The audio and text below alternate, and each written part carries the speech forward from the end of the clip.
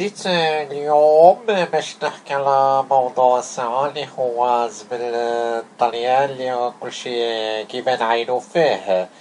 أسيدي هاد الزبل هادا خدمنا ليه 22 ساعة من المغرب للطليان، وحنا خدامين دابا غادي نخدمو 24 ساعة باش نجيبو الزبل تاع الهيد. الزبل تاع الهيد راه مزيان بزاف.